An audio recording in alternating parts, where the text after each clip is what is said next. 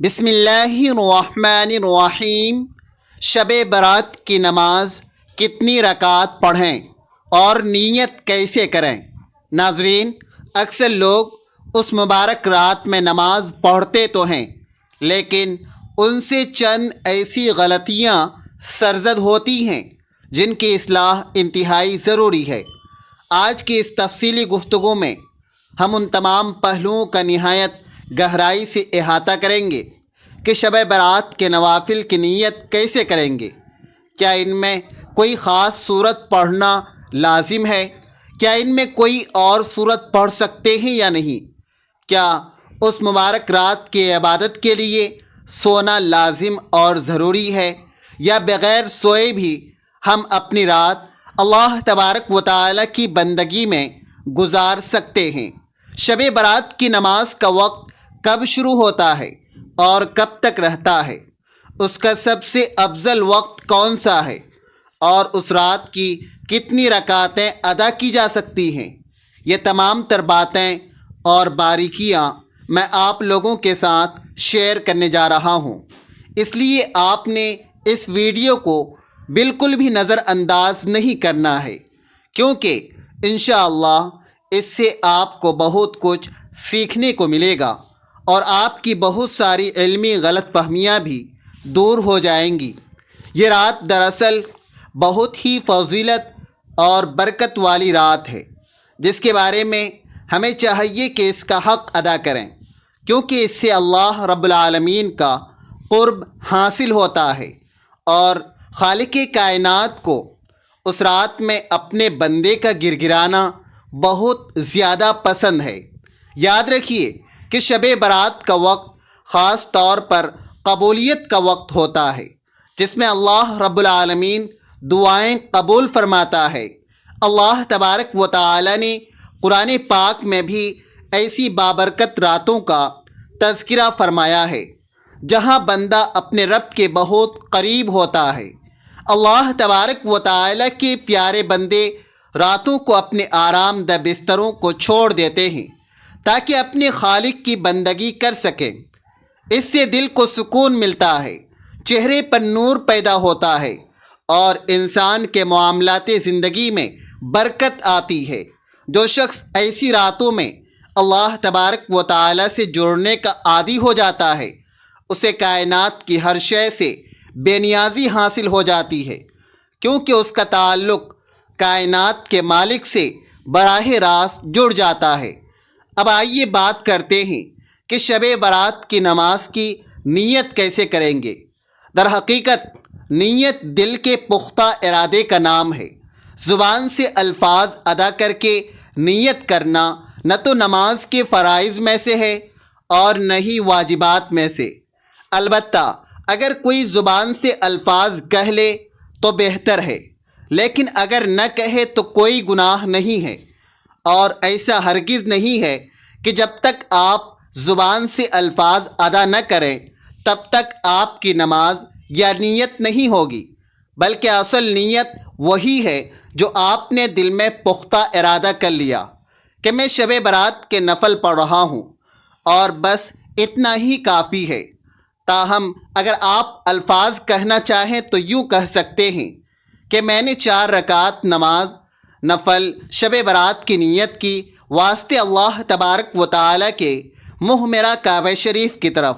پھر نیت کرنے کے بعد آپ نماز شروع کریں گے۔ نیت کے حوالے سے ایک بات ذہن نشی کر لیں کہ اللہ تبارک و تعالی اپنے بندوں پر بہت بڑی عنایت فرمانے والا ہے، اس لیے اخلاص کے ساتھ کھڑے ہونا ہی اصل کامیابی ہے۔ اب اس رات کے حوالے سے کچھ انتہائی اہم اور ضروری باتیں یہ ہیں کہ کیا اس کے لیے سونا ضروری ہے؟ تو واضح رہے کہ شب برات کی عبادت کے لیے سونا شرط نہیں ہے۔ آپ عشاء کے بعد سے ہی اپنی عبادت کا آغاز کر سکتے ہیں۔ فقہا کے نزدیک اللہ تبارک و تعالی کی یاد میں رات گزارنا ہی اصل مقصد ہے۔ اب بات کرتے ہیں کہ اس کا وقت کب شروع ہوتا ہے اور کب تک رہتا ہے۔ تو واضح رہے کہ جب آپ نے عشاء کی نماز کے 4 فرض ادا کر لیے تو آپ کے لیے عبادت کا وقت شروع ہو گیا اور رات کے کسی بھی حصے میں آپ یہ نماز ادا کر سکتے ہیں، جبکہ اس کا آخری وقت طلوع فجر تک ہے، یعنی جیسے ہی فجر کی نماز کا وقت شروع ہوگا نفل نماز کا وقت ختم ہو جائے گا۔ اس کا سب سے افضل وقت رات کا آخری حصہ ہے جو سحری کا وقت کہلاتا ہے، کیونکہ اس وقت اللہ تبارک و تعالی کی خاص رحمتیں نازل ہوتی ہیں۔ اگر آپ رات کے 2 بجے یا 3 بجے بھی اٹھتے ہیں تو یہ بھی بہترین وقت ہے، لیکن فجر کی اذان سے آدھا گھنٹہ پہلے کا وقت سب سے نورانی وقت ہوتا ہے۔ اس کے علاوہ اس وقت کے لیے وضو کا تازہ ہونا بھی نور علی نور ہے۔ اگر کوئی شخص عشاء کے وضو سے ہی نفل پڑھے تو جائز ہے، لیکن نیا وضو کرنا زیادہ ثواب کا باعث ہے۔ اب ایک بڑی غلط فہمی کہ کیا کوئی صورت مخصوص ہے۔ بعض لوگ سمجھتے ہیں کہ پہلی رکعت میں مخصوص صورت اور دوسری میں کچھ اور پڑھنا ضروری ہے، حالانکہ یہ نفل نماز ہے اور اس میں کسی بھی صورت کی ایسی کوئی تعداد متعین یا فرض نہیں ہے۔ آپ ہر رکعت میں محض ایک بار کوئی بھی صورت پڑھیں گے تب بھی نماز ہو جائے گی، اور اگر آپ قرآن مجید کی کوئی بھی صورت پڑھنا چاہیں تو نماز بالکل درست ہوگی۔ بعض لوگ یہ سمجھتے ہیں کہ لمبی صورتیں یاد نہ ہو تو نماز نہیں ہوتی، یہ سراسر غلط ہے۔ آپ کو جو بھی صورت یاد ہو آپ اس کے ساتھ نماز ادا کر سکتے ہیں۔ دراصل اللہ تبارک و تعالی آپ کے دل کی طرف اور سجدوں کی لذت کو دیکھتا ہے۔ سورتوں کی لمبائی نفل نماز میں فرض نہیں ہے۔ ہاں، اگر کسی کو قرآن پاک زیادہ یاد ہو تو وہ لمبی قرات کرے، کیونکہ نفل نماز میں قیام جتنا لمبا ہوگا اجر اتنا ہی زیادہ ملے گا۔ ان نوافل کو انفرادی طور پر پڑھنا زیادہ افضل ہے تاکہ بندے اور رب کے درمیان راز و نیاز پردہ قائم رہے۔ گھر میں نفل نمازیں ادا کرنے سے برکت آتی ہے، شیطان بھاگ جاتا ہے اور گھر والوں میں دین کی رغبت پیدا ہوتی ہے۔ خواتین بھی اس نماز کا خاص اہتمام کر سکتی ہیں، ان کے لیے بھی وہی فضیلت ہے جو مردوں کے لیے ہے۔ نماز ادا کرنے کا طریقہ یہ ہے کہ پہلے دل میں پختہ نیت کریں، پھر تکبیر تحریمہ کہہ کر نماز شروع کریں۔ یہاں پر یہ بات نہایت اہم ہے کہ تکبیر تحریمہ اور قرات میں اتنی آواز ضرور ہونی چاہیے کہ اگر شور شرابہ نہ ہو تو آپ کی آواز آپ کے اپنے کانوں تک پہنچ جائے۔ بہت سے لوگ صرف دل ہی دل میں پڑھتے ہیں اور ان کے ہونٹ حرکت نہیں کرتے، تو یاد رکھیے کہ اس طرح نماز نہیں ہوتی، کیونکہ الفاظ کی ادائیگی ضروری ہے۔ نماز کے دیگر ارکان جیسے رکوع، سجود اور قاعدہ بالکل اسی طرح ہوگا جیسے آپ عام نمازیں پڑھتے ہیں۔ سجدے میں لمبی دعائیں کرنا اور گر گرا کر اللہ سے مانگنا ان راتوں کی خاص روح ہے۔ اپنے گناہوں کی معافی مانگیں، اپنے رزق کی تنگی دور کرنے کی دعا کریں اور امت مسلمہ کی خیر و عافیت کی دعا کریں۔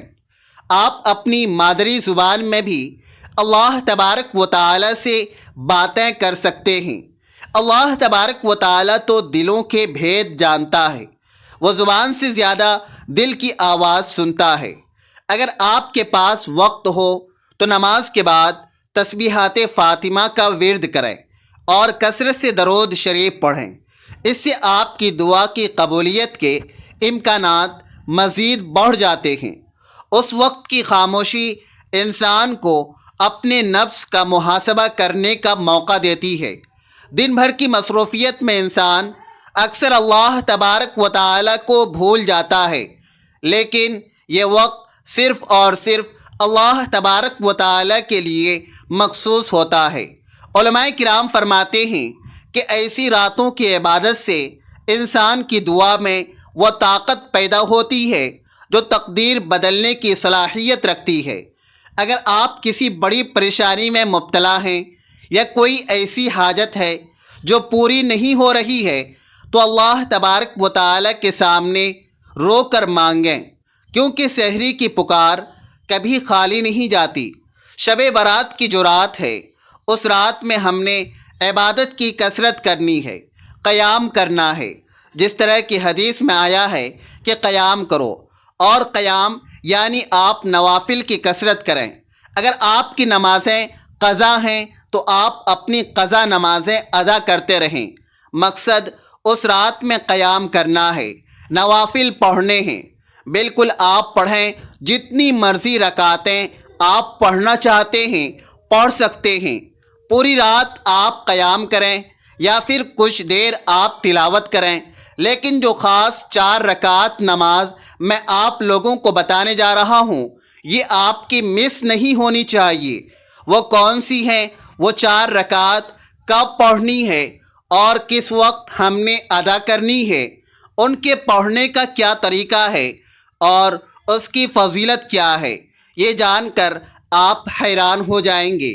یہ وہ نماز ہے جس کی تلقین خود نبی کریم صلی اللہ علیہ وسلم نے اپنے پیارے چچا حضرت عباس رضی اللہ تعالی عنہ کو فرمائی تھی، اور آقا کریم علیہ السلام کا فرمان ہے کہ اس نماز سے زندگی کے اگلے پچھلے صغیرہ کبیرہ پرانے نئے تمام گناہ معاف ہو جاتے ہیں۔